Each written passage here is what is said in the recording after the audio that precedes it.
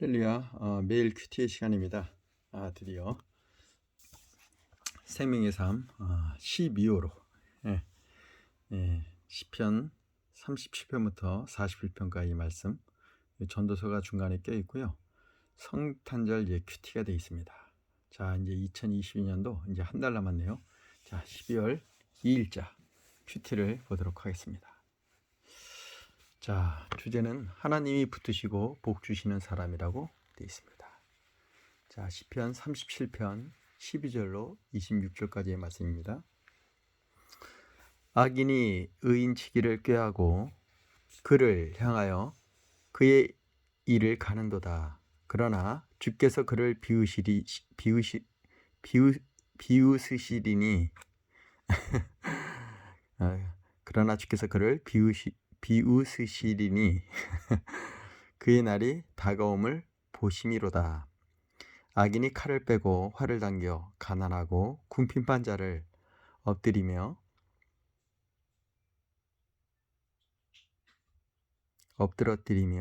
행위가 정직한 자를 죽이고자 하나 그들의 칼은 오히려 그들의 양심을 찌르고 그들의 활은 부러지리로다. 의인의 적은 소유가 악인의 풍부함보다 낫도다. 악인의 팔은 부러지나 의인은 여호와께 붙으시는도다. 여호와께서 온전한 자의 날을 아시나니 그들의 기업은 영원하리로다.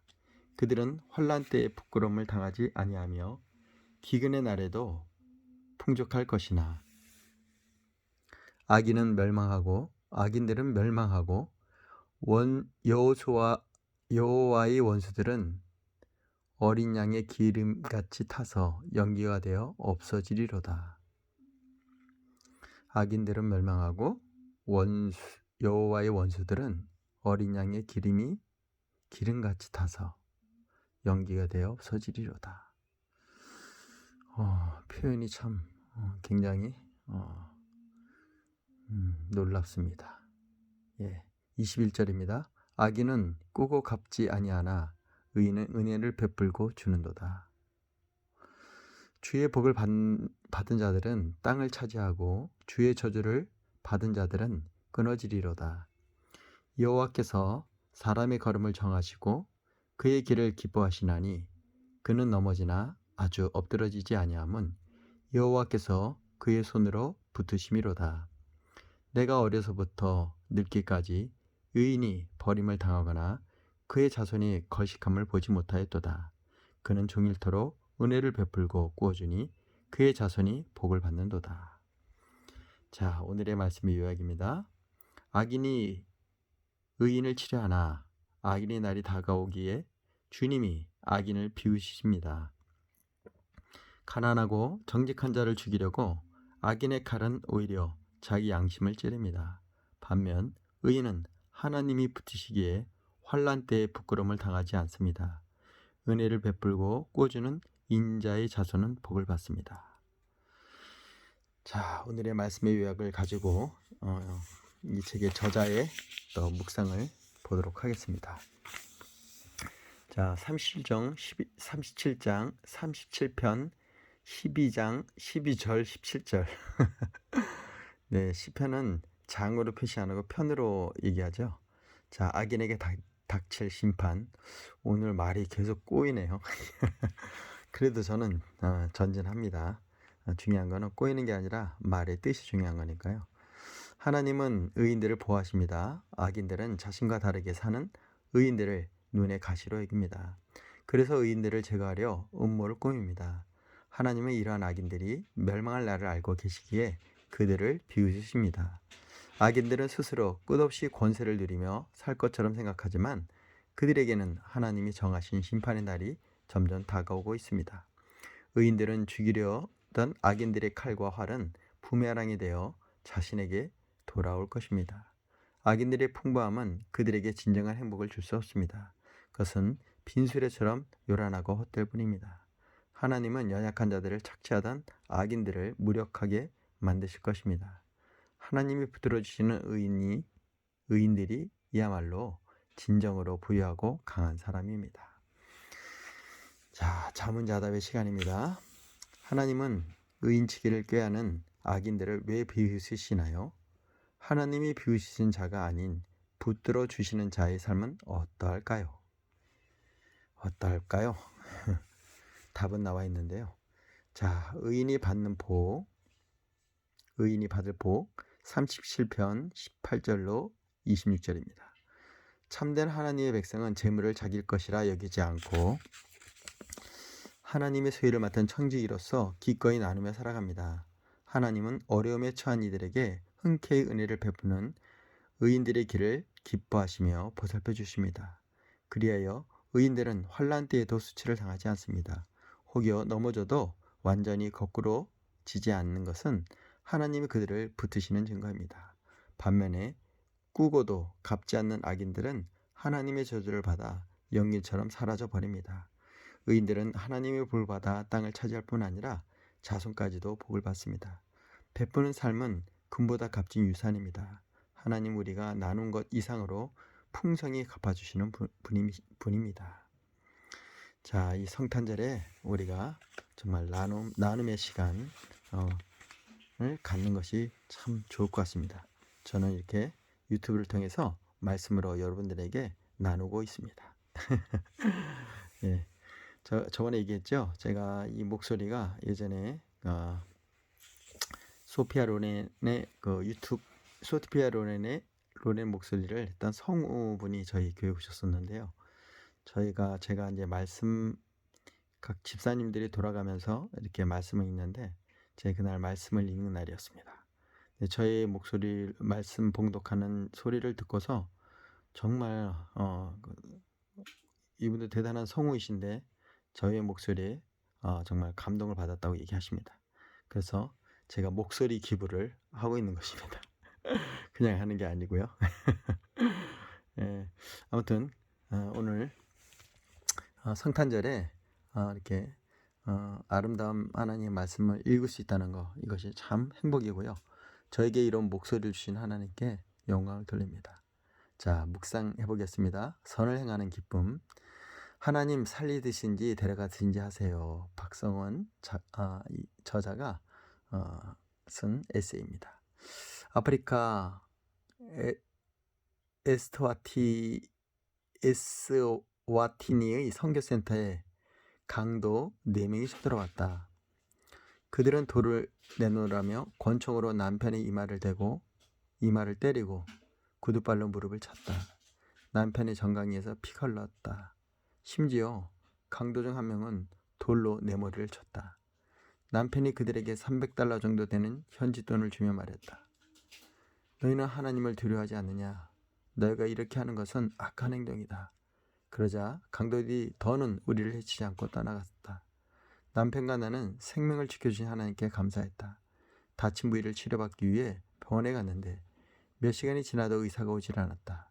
그때 남편은 의사가 턱없이 부족한 현지 상황을 알게 되었고 이 일은 에스와티니의 기독교 의과대학을 설립하는 계기가 되었다. 예전에 남편이 전쟁 현장으로 선교를 다니면서 폐병 등에 시달리자 지인이 보험과 연금을 들어주었다. 시간이 흘러 연금은 목돈이 되었다. 그 목돈을 집장만에 쓸까 하다가 내키지 않아서 기독교 의과대학 설립을 위해 모두 바쳤다. 마음이 그렇게 기쁘고 홀가분할 수가 없었다. 죽어가는 이들에게 생명의 복음을 전하고 물질을 나누어주는 사랑과 성님은 그리스도인의 삶의 핵심이다. 우리가 선을 행하고 나누며 하나님 나라를 전파할 때 하나님은 그분의 기쁨을 우리가 공유하신다. 그리고 마지막 날 착하고 충성된 종이라는 칭찬과 함께 이 땅에서 받는 그 어떤 상과도 비교할 수 없는 상급을 주신다. 저희도 저희 아내랑 결혼할 때 결혼 전에 아내가 이렇게 모았던 돈이 있었어요. 근데 그 돈을 저와 결혼하면서 이 돈은 아내가 알고 있었던 중국 선교사님한테 다 이렇게 드리고 싶다고 해서 흔쾌히 제가 뭐 제 돈도 아니지만 아내가 저에게 이렇게 말을 해서 어근 드리라고. 또 저희 결혼식은 이거 보이시나요? 반지, 예, 금반지로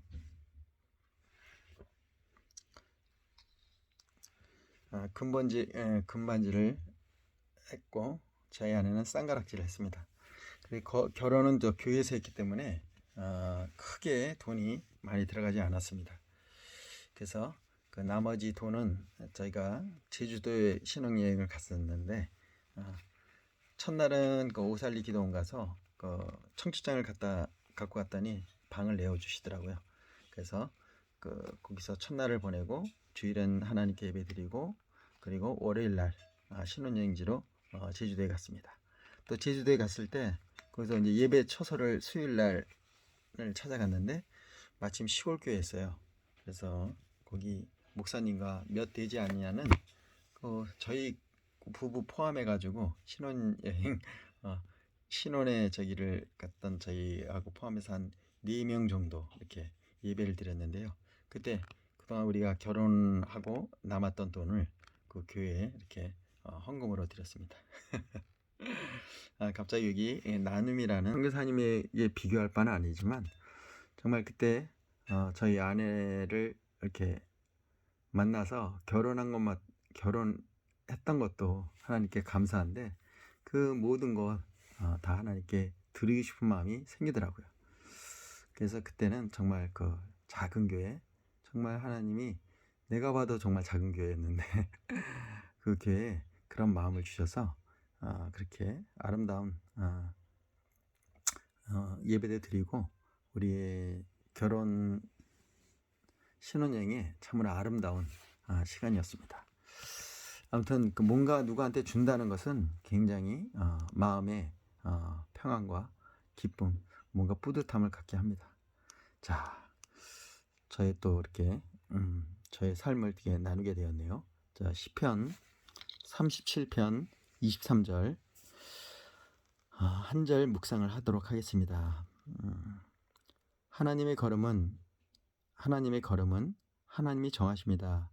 사람에 해당하는 히브리어는 누가 길을 정해주지 않아도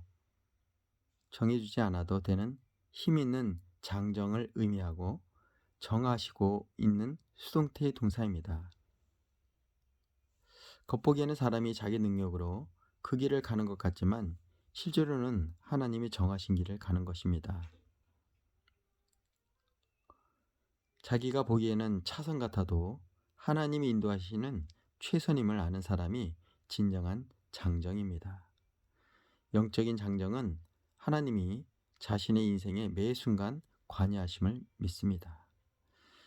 제가 나이가 55세인데 현재까지 에베네셀 하나님께서 여기까지 도와주셨습니다. 자, 악인에게는 멸망이 의인에게는 면류관이 주어진다는 진리는 성도가 낙심하지 않고 선을 행할 이유다. 악인에게는 멸망이 의인에게는 면류관이 주어진다는 진리는 성도가 낙심하지 않고 선을 행하는 이유라고 하시네요. 자, 오늘도 기도를 올리도록 하겠습니다. 하나님, 어떤 상황에도 제 인생을 견고하게 붙드시는 하나님을 신뢰합니다. 오늘도 말씀 앞에 잠잠히 서서 하나님이 기뻐하시는 길을 살피고 담대히 걷게 하소서. 하나님이 주신 소유를 즐거이 나눔으로 세상 기준과 다른 부유함을 누리고 영원한 복을 다음 세대에 전하게 하소서. 자, 기도하겠습니다.